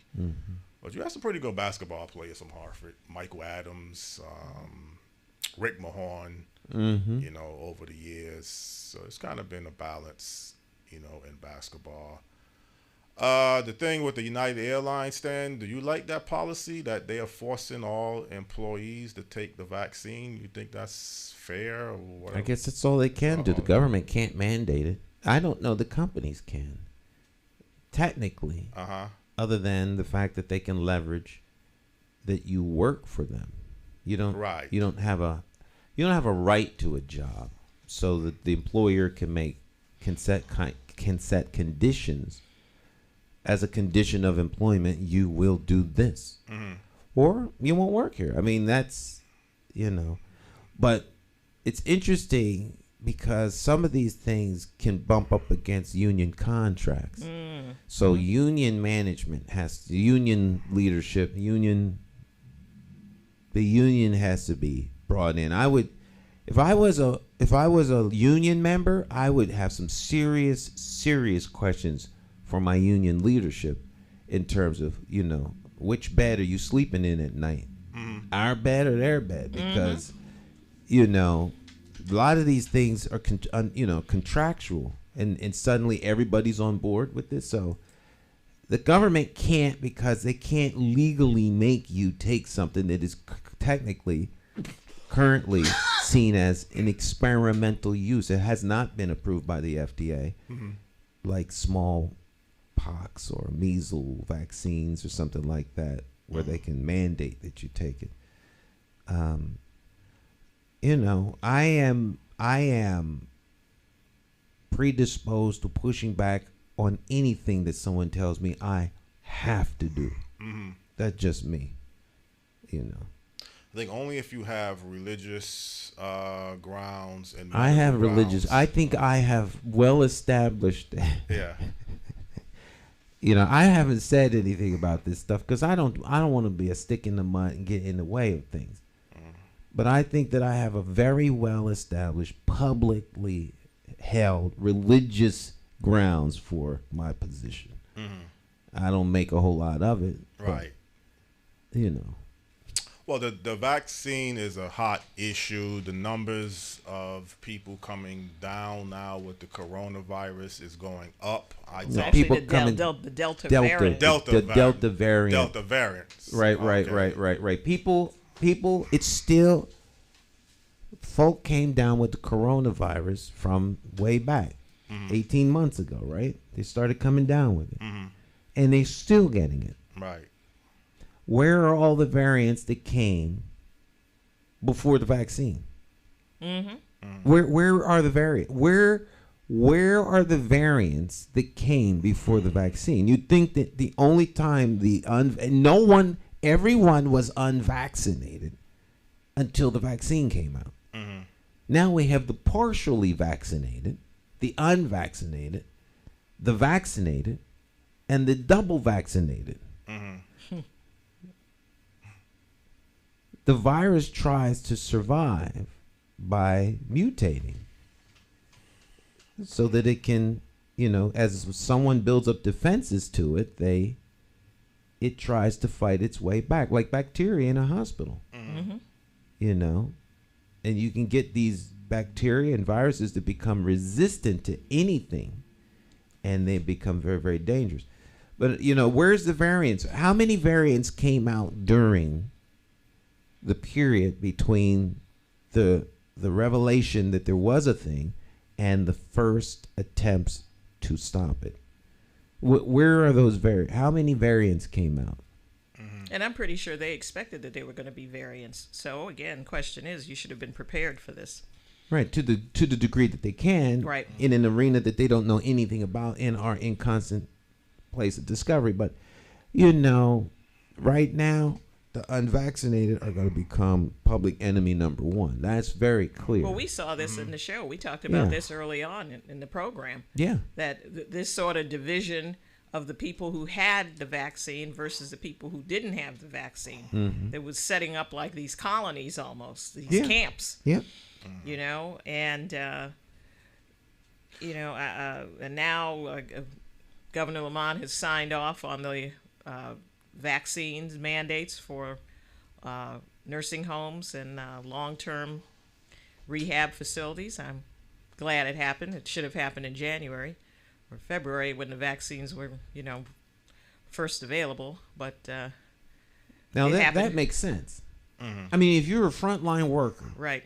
working around the most vulnerable human That's beings right. on the planet, the elderly, That's right.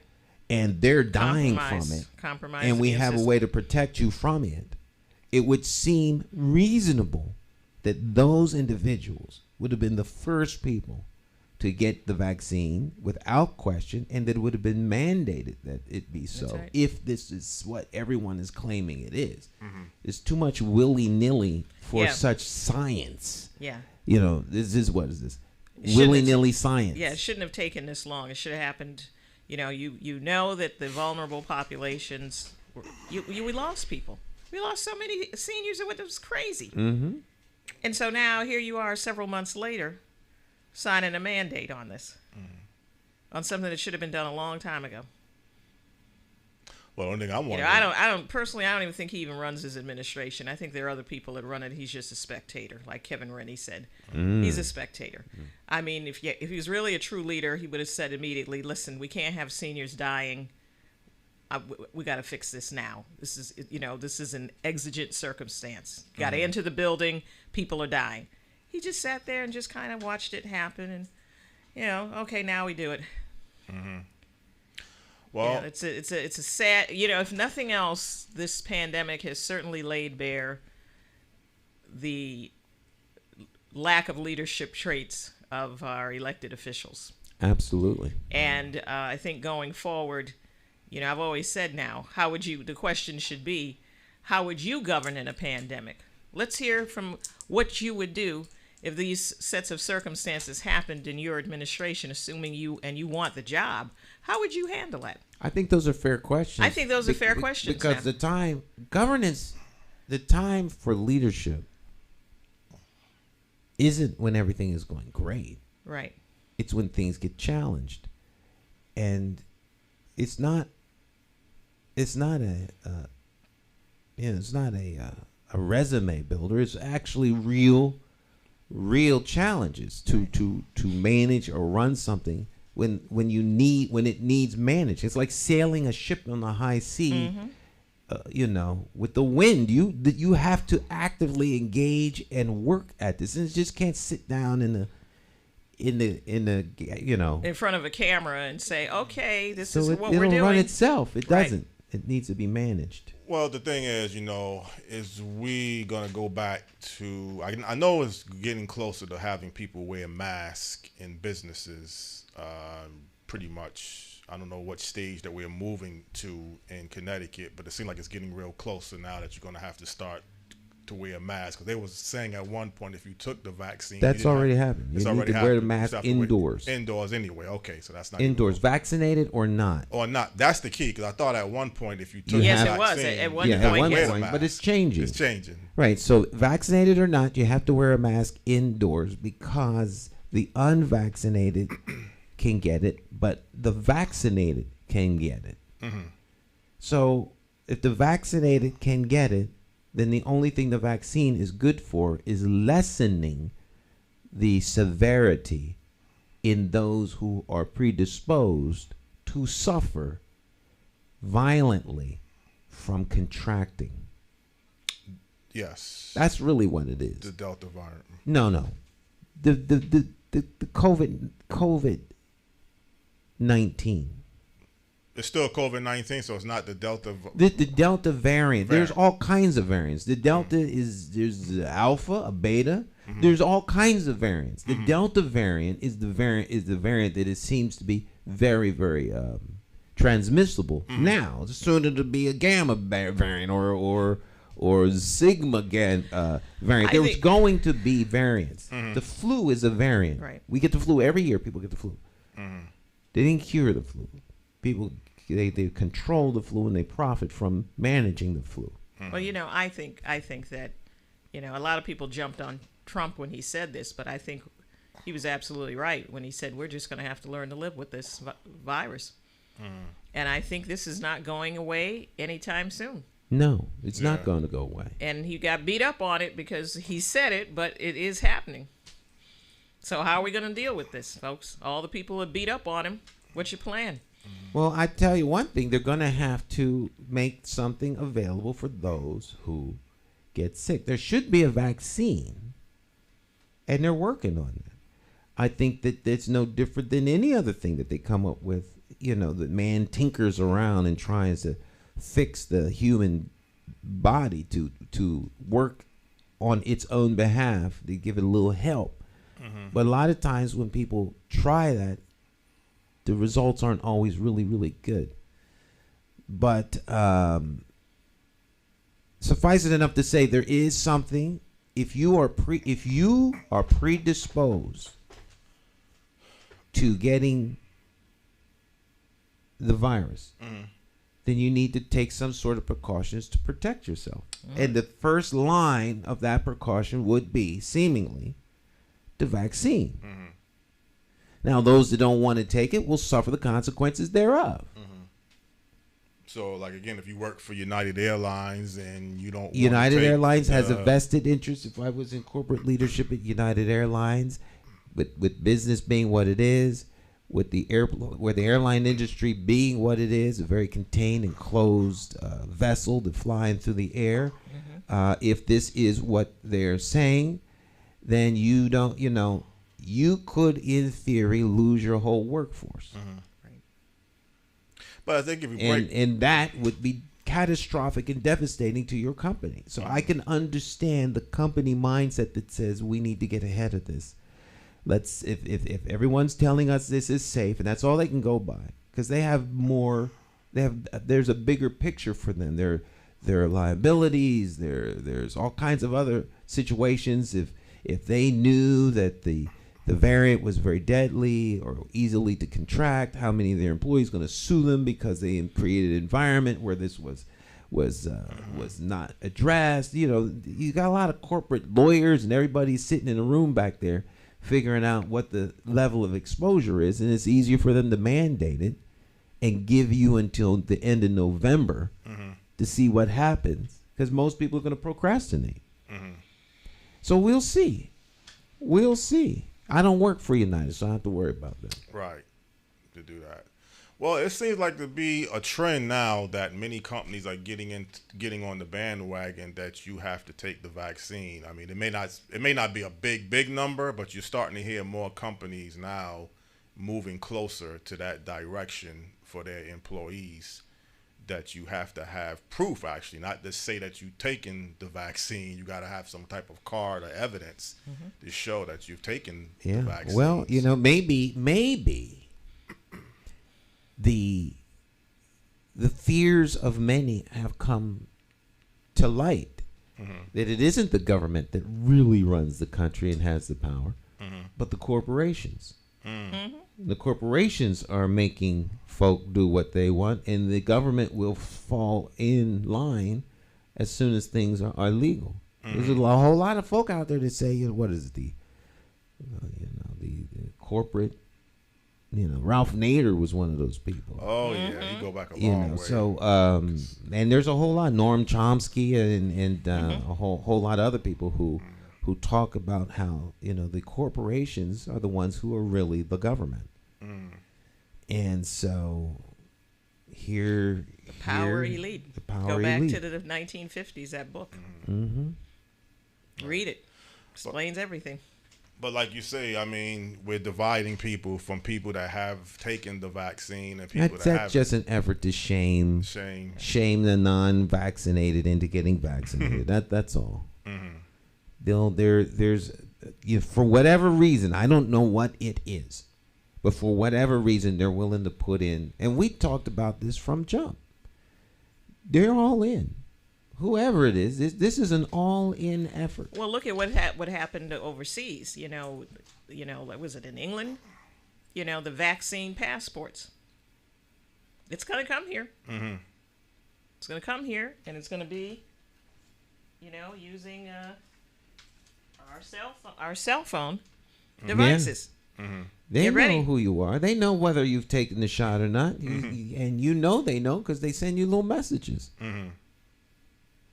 So you're saying with the passport that There's you're a not going to be COVID center right around the corner from where you Well, are. probably. Probably It's not. I mean, right now we have the COVID-19 cards Mm-hmm. that are given when they, it shows you the date that you did the first one, the second one.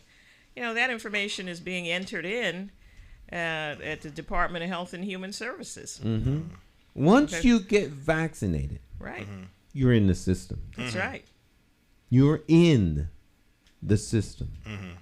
I mean, you're pretty much in the system anyway if you have an address. Right. The zip +4. They know exactly where you live. They know the community you live in, all of the, the amount of money that's in that Here community. it is. Got the camera there. Okay. I don't need to put, but Yeah, there you go. that's it. This is it. And it tells you the first dose and the second dose, and there will also be now. They'll also show there are 2 blanks here for other. So 2 others. So that tells me that there's probably going to be a booster shot coming up soon. Mm-hmm. And They've thought ahead. sure, and they have on the back of this, bring your card to every medical visit. They tell you the information about the COVID-19 vaccine, and you can report adverse reactions to the Vaccine Adverse Event Reporting System, VAERS, at .hhs.gov. So there it is. It's like like some of the dystopian movies where you Yeah. see, and in the movie ends with people finding out that they've been lied to the whole time. Yeah. Well, That this is it. there Yeah. actually wasn't nothing. That the air out there actually is breathable. But if they let you know that, then their control over you and the system would collapse.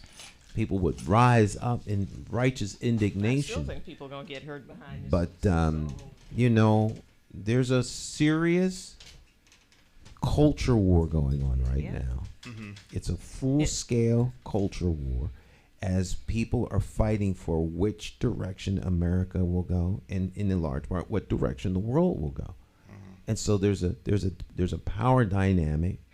I think that there's the COVID threat is real, but the exploitation Yes, is man-made. that's exactly what And it is. this is being exploited to the highest level, Yeah. and the decisions have been made at the highest level, and there's a plan, and the people behind the plan are all in, Sure they are. and there's no one going to get in their way. So there's a lot of powerful people at very high levels having this little battle, and we'll see how it works. Well, the bottom line, though, the conclusion is become if it not has already been a political issue, because you're going to hear about it every day, whether it's on the news. You're going to hear your elected officials, particularly as it's getting worse. Now, the numbers are clearly going up.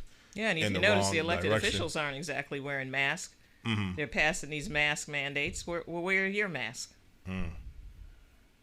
Again, Elected officials are human beings, so they do just like everyone else. yeah, don't. But again, I think it goes back to this: don't do as I do as I say. The Gavin Newsom complex.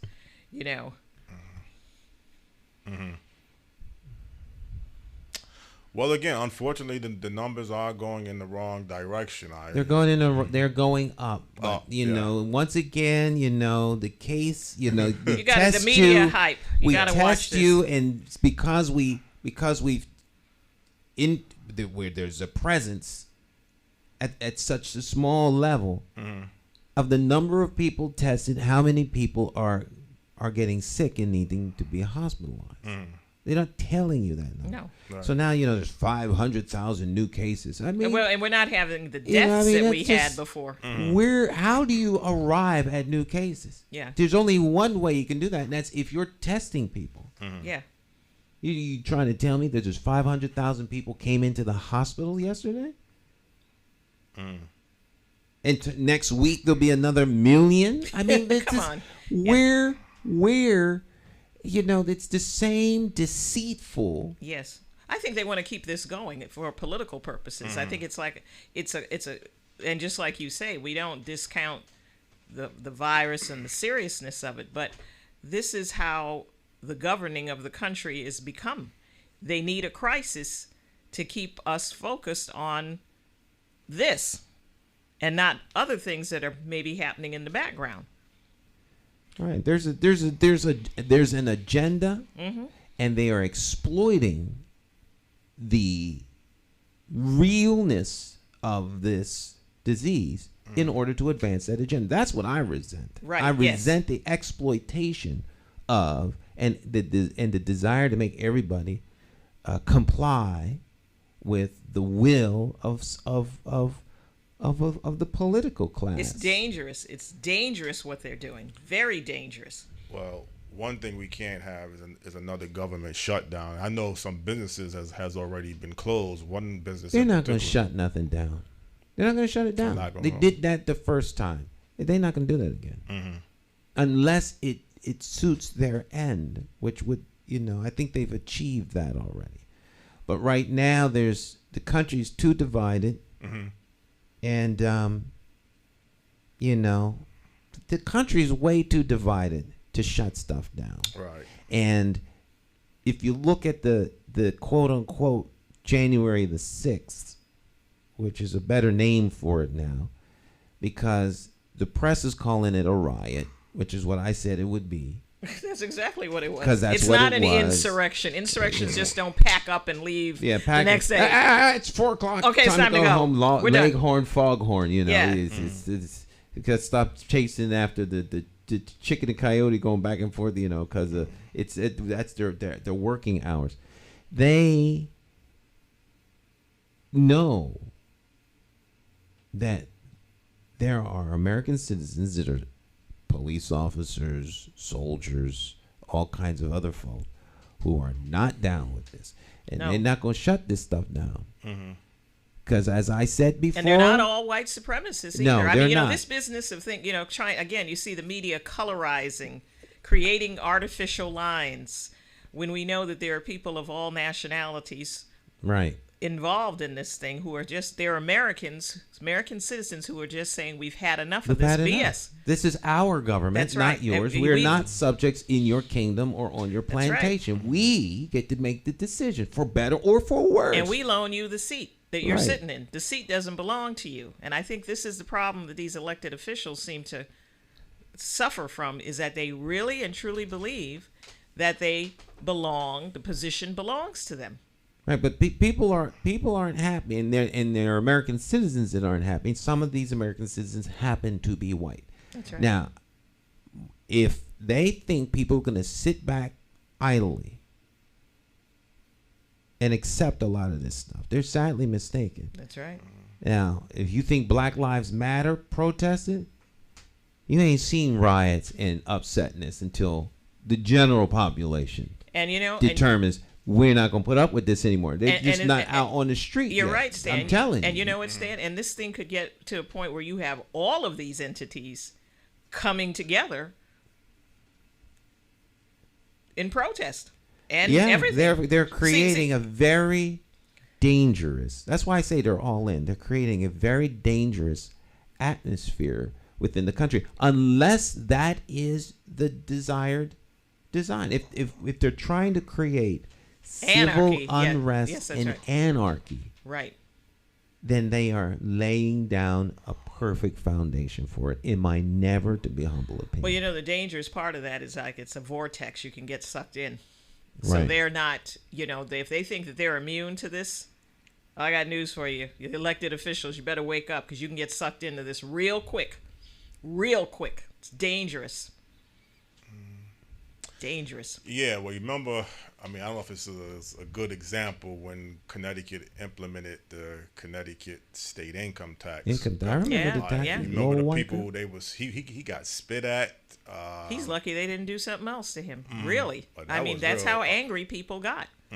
He just stood there. I remember, I don't know if he was in shock, disbelief, or just arrogance. Like, well, I can do this. Maybe all the above. Yeah, that was a real ugly scene. Yeah, it was ugly scene. I think today there would be some gunfire today, because these guys would come up to the Capitol with guns. They are not. Yeah. People were respectful of the politicians. They're respectful of government. They believed in government. They believe that they ultimately were looking out for the best. It's the democratic process. We're angry. We're upset, but we'll try to live work within it. Yeah, we'll try to work within the framework. Those things are fading quickly. Gone. They're fading quickly. Right now, there was 60 some odd, 66 or 60 murders in Chicago over the weekend. And then it was well, a that's couple probably of shootings. Now. Police officer 60 probably was shootings. killed. No, people killed. Yeah. 60 Not in a weekend? shootings. I'm almost positive. Yeah. I heard that on the news. You sure this it was week. 60 in Chicago? Yes. I know they have 60, shooting high 66. numbers. Okay. Well, they lost No, a no, police no. officer. Police officer did get killed, Yeah. yes. Right. These were, and among them, they said was a 25-year-old or 29-year-old 29. police Yeah, officer, a young police officer was killed. Routine traffic stop. Yeah. The cities are, for the most part, Tinder boxes. Yeah. they've lost lawlessness. Yes. The respect for law is disappearing. That's the only thing that makes us a democracy. Isn't the fact that we get to vote. They turn this voting into like the end all to this be whole all. thing, yeah. Has nothing to do with voting. It has everything to do with the rule of law. And if the rule of law goes, it's open season. Yes. Yeah.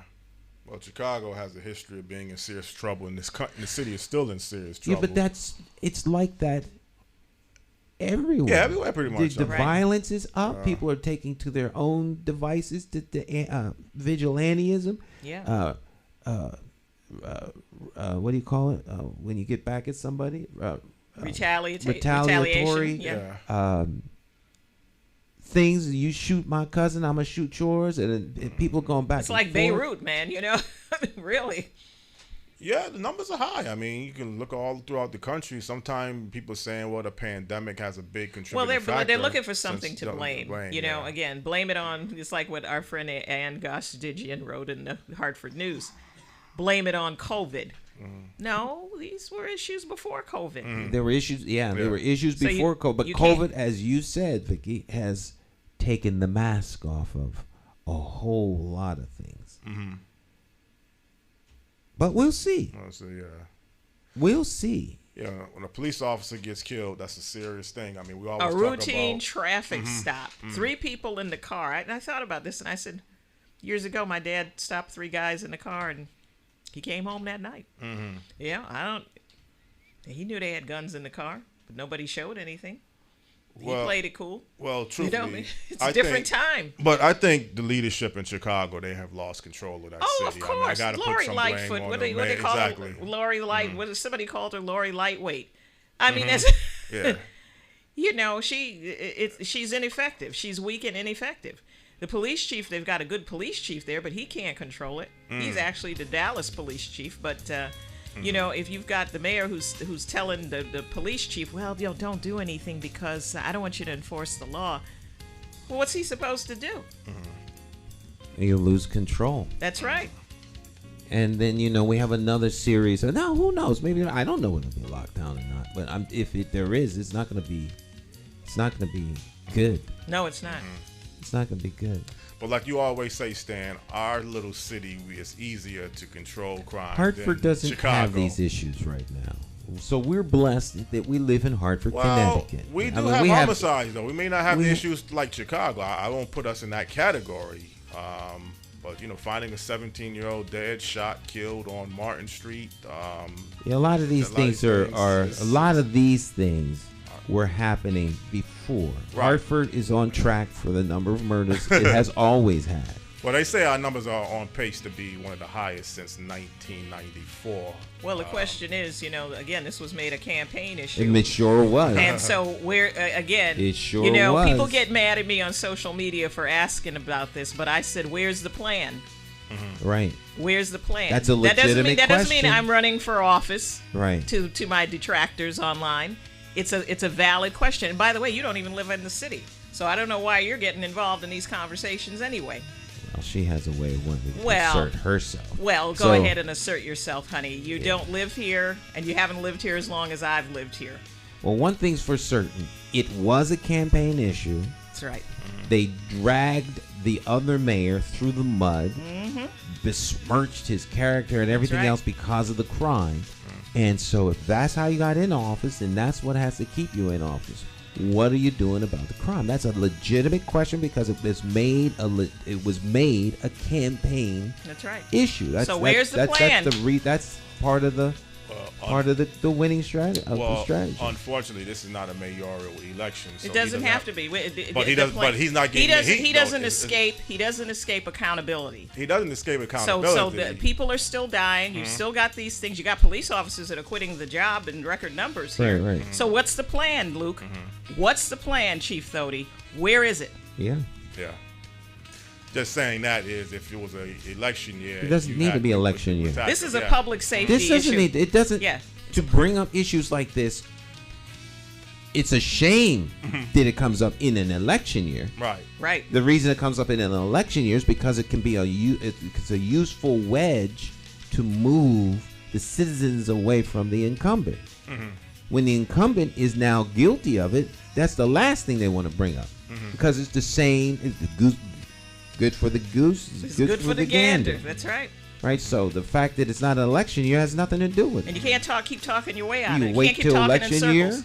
You just can't keep to talking deal in about circles. what Well, I'm just saying you may see more changes, or he may be doing things differently if it was election year. That's my whole point. You know. Well, that's a problem. It's a problem. Everything is. That's a It's like problem. what Stan always says. Everything is a political decision. Right. You know. Oh, we're not gonna work on that. It's not an election year. We don't have to give We don't a have to damn. deal with that. Yeah. That's- Let me hold the that's news what it's conference come about down something to, else. though. That's what it looks like it has come down to. Right. I mean, I gotta look good in front of the camera. You know. Right. Yeah, Thanks for coming to the staff meeting. We don't have to give a damn. It's not an election year.